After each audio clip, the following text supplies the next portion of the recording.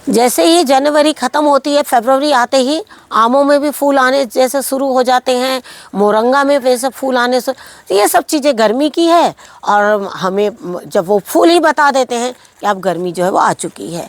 तो चलिए अब हम शुरू करते हैं कि हमें ऐसी कौन सी सब्ज़ी लगानी चाहिए जो हम जनवरी से फरवरी तक के बीज लगाते रहेंगे, तो हमें वो सब्ज़ी मार्च अप्रैल मई में ही नहीं, वो जून में भी जाएगी। और कई पौधे तो ऐसे हैं जो जुलाई तक भी चले जाएंगे।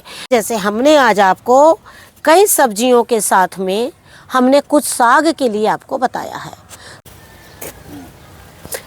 नमस्कार दोस्तों, स्वागत है आपका हमारे इस YouTube चैनल में।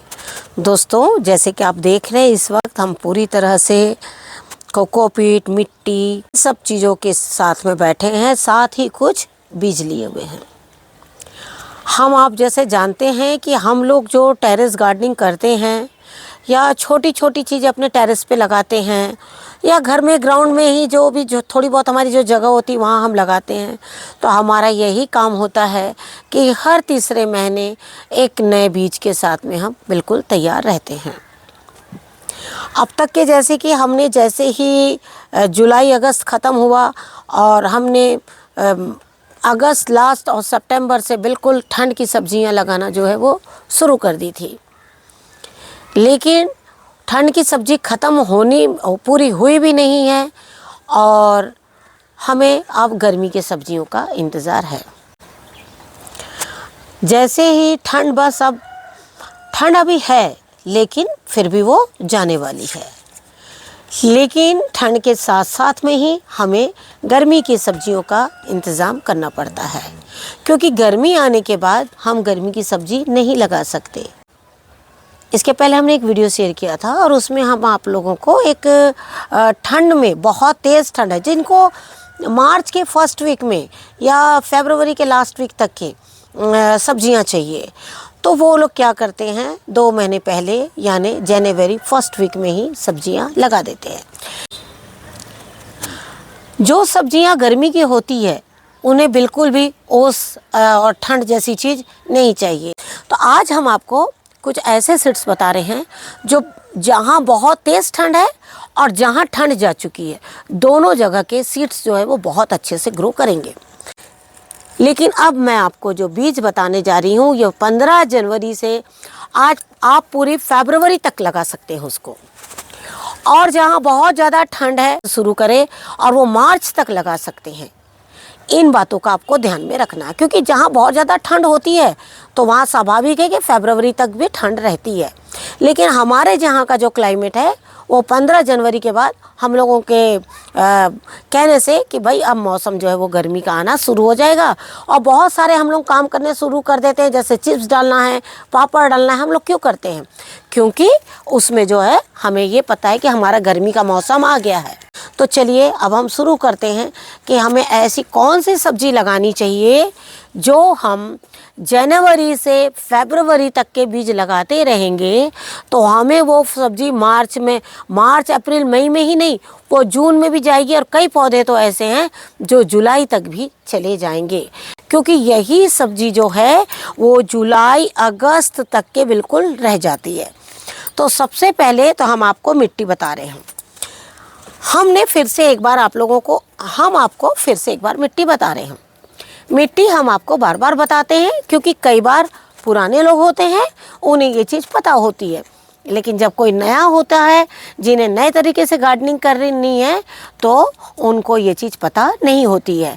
तो हम आपको फिर से बता रहे हैं कि हमने किस तरह से हम मिट्टी मिलाते हैं, कौन सी चीज़ ज़रूरी है और कौन सी चीज़ ऑप्शनल है, कौन सी चीज़ बीज लगाते समय ज़रूरी है। इन सब चीज़ों का आपको ध्यान जो है वो रखना है। सबसे पहले तो मैं आपको बोलूँगी, सबसे पहले हमें अगर कोई चीज़ चाहिए तो वो है मिट्टी।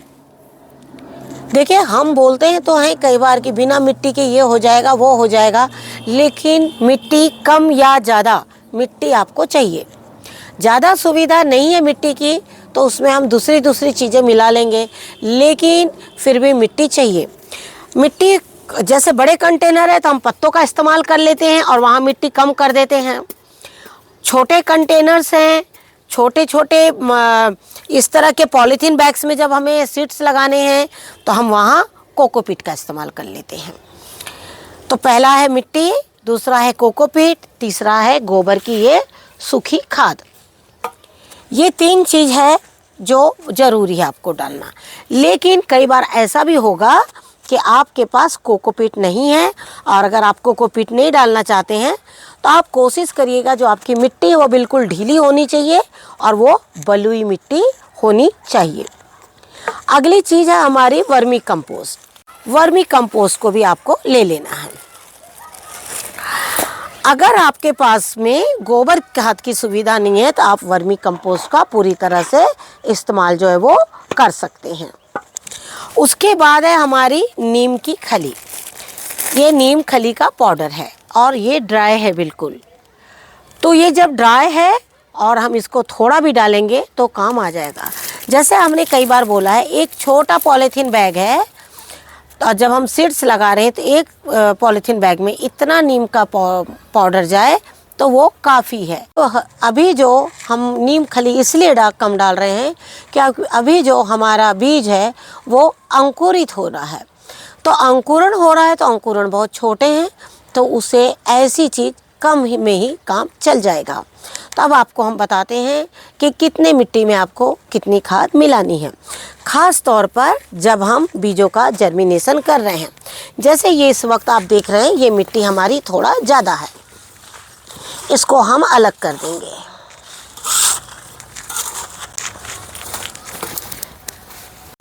इसके पहले हमने जो भी मिट्टी में बताई अभी आपको फ़िलहाल कुछ दिनों पहले, वो सारी मिट्टी हमारी मिक्स मिट्टी थी। लेकिन इस बार हम आपको फिर से एक बार पूरी मिट्टी मिलाना बता रहे हैं। अब आपको क्या करना है, इसमें आपने कोकोपीट मिला लिया। अब जैसे गोबर की खाद और वर्मी कंपोस्ट हमने ऑप्शनल रखा है, लेकिन अगर आपको ये दोनों चीज़ मिलती है तो आप ये दोनों चीज़ का भी इस्तेमाल जो है वो कर सकते हैं। अगली चीज़ है हमारी वर्मी कंपोस्ट। वर्मी कंपोस्ट भी आप देख रहे हैं, वर्मी कंपोस्ट गोबर की खाद दोनों बराबर थी। कोकोपीट और मिट्टी की मात्रा जो वो ज़्यादा थी। और इस तरीके से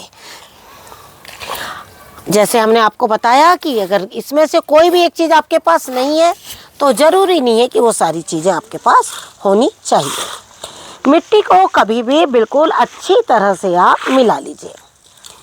मिट्टी में कहीं भी ऐसा ना हो कि कहीं आपका वर्मी कंपोस्ट, कहीं गोबर, कहीं आपके कोकोपीट। कोकोपीट जो है आपकी वो बहुत अच्छी होती है, ख़ास तौर पर बीजों के लिए। अगली चीज़ है हमारी, ये है नीम की खली। जैसे हमने आपसे कहा कि नीम खली एक पौधे में बहुत कम होनी चाहिए और मात्रा हमने आपको बता रखी है। हम इसमें सिर्फ देख रहे हैं आप, ये बस मैं इतना ही नीम खली इसमें मिलाऊंगी। इतनी नीम खली जो है वो काफ़ी हो जाएगी। अब इस तरीके से मैं सारी मिट्टी को बिल्कुल मिला लूँगी।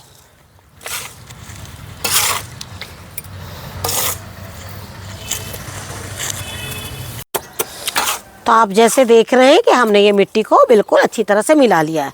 अब ये मिट्टी का कलर देखिए कितना सुंदर हो गया है, बिल्कुल अच्छा।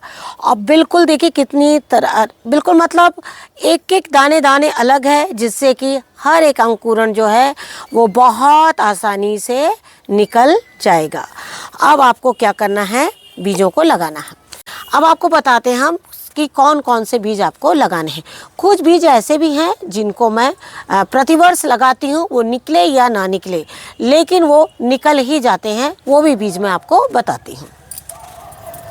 जैसे कि मैंने ये बीजों को सारे भिगो रखे हैं, लेकिन पहले मैं इसे पूरा ट्रे में निकालती हूँ, क्योंकि 2-2 बीज एक एक कटोरियों में 2-2 बीज जो है वो हमारे भीगे हुए हैं। तो चलिए हम आपको बता देते हैं।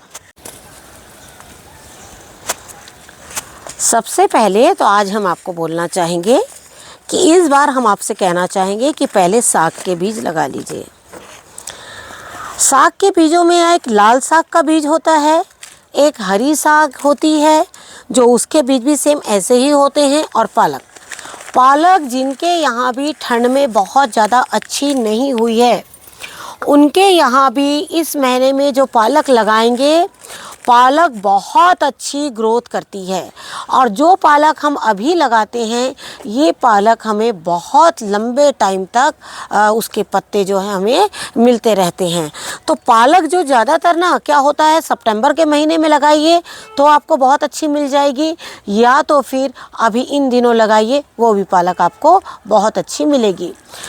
और पत्तेदार सब्जियां कई बार हम गर्मियों में, बहुत तेज़ गर्मियों में भी लगाते हैं, उसके बाद बहुत सारी ऐसी सिचुएशंस बन जाती हैं कि हमें साग तक नहीं मिलती है। तो आप क्या करिए, पत्तेदार सब्जियां भी थोड़ी थोड़ी जो है वो लगाते जाइए। कई बार आप बड़े कंटेनर्स में भी थोड़ी थोड़ी जगह में थोड़े थोड़े पत्तेदार सब्जियां जो है वो लगा सकते हैं। इसके साथ में एक सब्जी ऐसी है जो है ज़ुकीनी। ज़ुकीनी आप लगाइए, इन दिनों बहुत अच्छी लगेगी, लेकिन अगर बहुत ज़्यादा आप लेट कर देंगे तो गर्मी आ जाएगी, और गर्मी में ज़ुकीनी जो है वो थोड़ा सा नहीं होती है। ज़ुकीनी जो है वो इतनी अच्छी सब्जी है कि वो आपने बीज लगाया, वो निकला और आपको इतने जल्दी फल दे देती है जो आपको पता भी नहीं लगेगा कि आपने इतने जल्दी लगाया और आपको उसमें से फल मिल गया। लेकिन उसके पहले हम आपको एक बात ये बोलना चाहेंगे कि सबसे पहले तो आप इस तरह के पॉलीथीन ग्रो बैग ले लिया करिए। ये ग्रो बैग आपके एक बार नहीं कई बार चलेंगे। मैंने इसमें कई बार इसमें मैंने बीजों को लगाया है, और इसमें इसी तरह मैं खाली करती हूँ और फिर इसमें बीजों को लगाती हूँ। ये आप होल देख रहे हैं, ऐसे प्लास्टिक पॉलीथीन बैग जब ये मिलते हैं मार्केट में, इनमें होल नहीं होता है। तो आपको क्या करना है, इनको होल कर लेना है। होल करने के बाद आपको इसमें कोई भी जैसे हम लगाते हैं ना ईंट के टुकड़े वगैरह, यहाँ पर खपड़ी, वो आपको नहीं लगाना है। उसको इसी तरीके से रहने देना है, और उसके बाद इस तरह से मिट्टी को भरते जाना है। और इस तरह से ये देखिए, पहले हम आपको बताते हैं, ये है थोड़े हमारे बड़े पॉलीथीन बैग। बड़े पॉलीथीन बैग में क्या चीज़ें लगानी है वो भी हम आपको बताते हैं। दूसरा है ये इस तरह के कंटेनर्स। आपको बीज लगाने के लिए कभी भी ये नहीं सोचना है कि मैं बहुत अच्छा कंटेनर मुझे चाहिए, चाहे वो बीज लगाना हो या एक बड़ा पौधा लगाना हो। इस तरह से आपके घर में कोई भी डिब्बा है, आप उसमें भी इन्हें लगा सकते हैं। हम जब भी बीज लगाते हैं, वापस प्लांट्स को दूसरे बड़े कंटेनर में शिफ्ट करके और इसी तरह से पॉलीथीन बैग्स को रख देते हैं। तो इस तरीके से आप सारे पॉलीथीन बैगों को पहले आप भर लीजिए। भरने के बाद आप इस तरीके से इन्हें रख सकते हैं।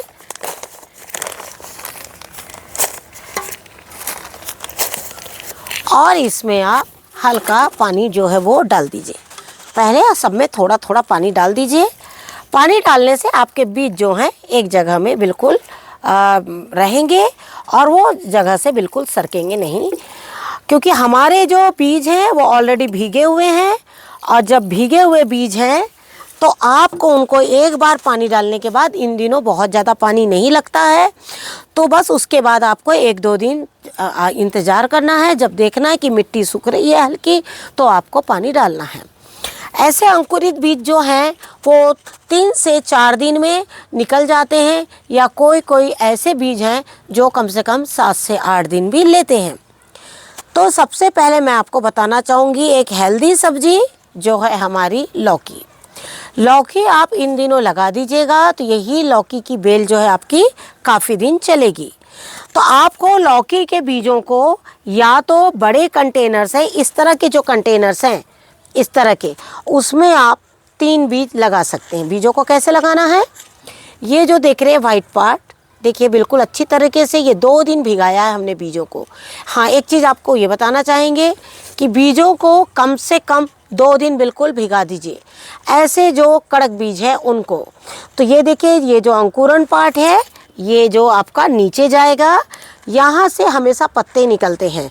तो इस तरह के कंटेनर में मैं 3 बीजों को लगाती हूँ, और जब मैं इसे अपने बड़े कंटेनर में करती हूँ तो तीनों लौकियों को एक साथ जो है वो लगा देती हूँ।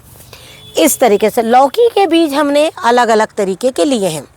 अभी जो सबसे पहले हमने लौकी लगाई है, ये लौकी हमारे गार्डन की है, इनके बीज हैं।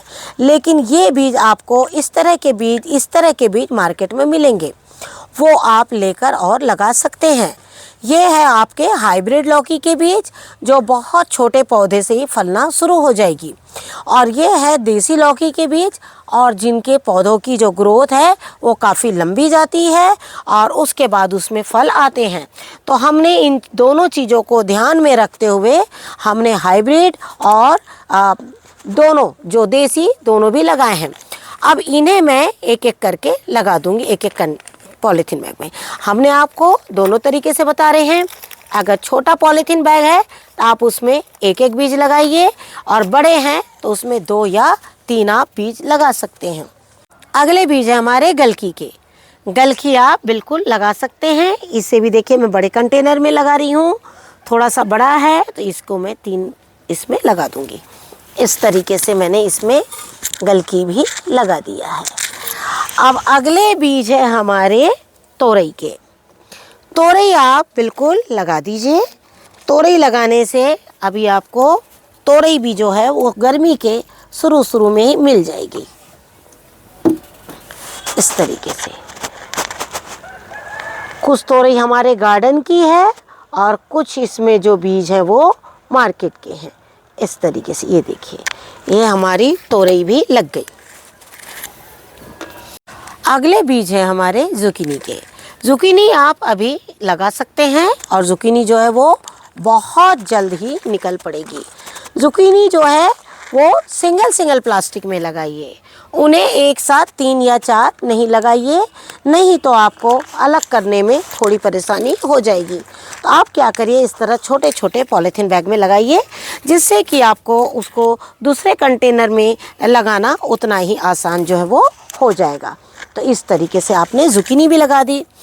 अब अगले बीज हैं हमारे मक्के के। ये हम आपको बता रहे हैं, अगर आपके गार्डन के मक्के हैं तो आप लगा लीजिए।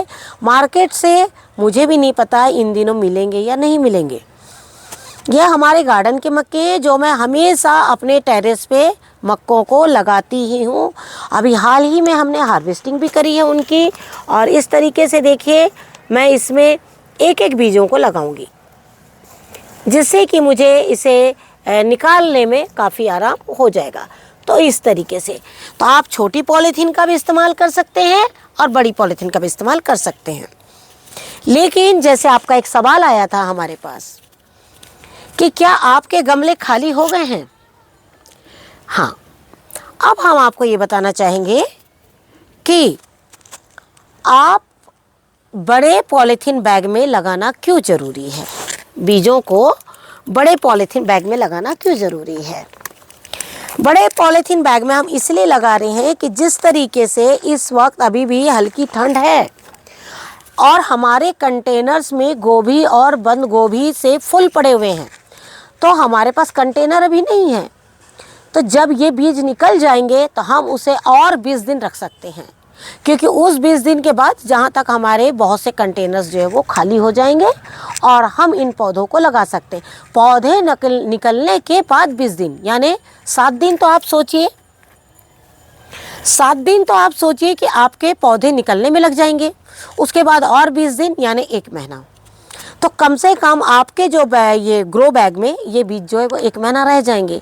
तो स्वाभाविक है कि जिस तरह से हमने 15-20 जनवरी से लेकर फरवरी तक के आपको बताया इन बीजों को लगाने के लिए, तो स्वाभाविक है तब तक आपके कुछ ना कुछ कंटेनर्स जो है वो खाली हो जाएंगे। तो इस तरह से आपको बीजों को देखना है कि अब कौन से बीज मैं लगाऊं कि मेरे को गार्डन में इतने दिन बाद लगाने का अच्छी तरीके से टाइम मिल जाए और जगह भी मिल जाए। अगली चीज़ है हमारी करेले। करेले बहुत जिद्दी पौधे होते हैं। आप अगर उन्हें सोचेंगे हम कभी भी लगा लें निकल जाएंगे, वो नहीं निकलते हैं। चाहे उन्हें पानी में ही भिगो के रख दीजिए आप, वो अपने टाइम पर ही निकलते हैं। तो अगले बीज है हमारे करेले के। तो मैं इसमें 2 करेले लगाऊंगी, छोटे पॉलीथीन में 1, बड़े में 2, और इस तरीके से आपके मैंने करेले लगा दिए। अगला है हमारा खीरा। खीरे को भी आपको इसी तरीके से लगाना है, 1-1, 2-2 बीजों को। इस तरीके से सारी मिट्टी हमने गीली कर ली है। ये है खीरे। इस तरह से आपको खीरे भी लगाने हैं। खीरा आप बिल्कुल लगा लीजिए, खीरा लगाने में देरी नहीं करिए। अगली चीज़ें हमारे फल हैं, वो है तरबूज, खरबूज और फुटककड़ी।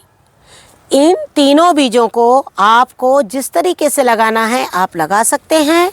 और आप चाहे तो अगर आपके पास कंटेनर नहीं है तो आप छोटे पॉलीथीन बैग में लगाइए, और अगर आपके पास बड़े कंटेनर है तो आपको डायरेक्ट उसे कंटेनर में भी लगा सकते हैं।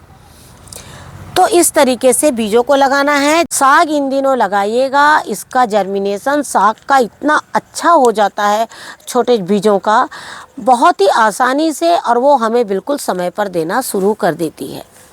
बहुत सी जगह में ये सिस्टम होता है कि भाई मेथी पालक अब बंद करो, तो अब उसके बाद हमारी लाल साग, कर्मी साग, हरी चौलई साग, ये सारी सागों का जो है वो टाइम आ चुका है। तो इस तरह से बीजों को आप बिल्कुल लगाते रहिए। और हमने आपसे कहा है कि कोशिश करिए, अगर आपके पास बड़े कंटेनर खाली नहीं है तो इस तरह के बड़े पॉलीथीन बैग, इस तरह के बड़े कंटेनर लेकर आप बीजों को लगा सकते हैं। तो आपने जैसे देखा कि आज हमने आपको कई बीजों के बारे में बताया है कि आपको ये सारे बीज जो है वो लगा लेने हैं, और इन बीजों को आप लगाइए और पूरी गर्मी इन सब्जियों का आनंद जो है वो उठाते रहिए। तो आशा करती हूँ जिस तरह से मैंने आपको बीज लगाना आज बताया है आपको ज़रूर पसंद आएगा। पसंद आए तो आप इसे लाइक और शेयर ज़रूर कीजिए। Thank you very much. नमस्कार, जय हिंद, जय भारत।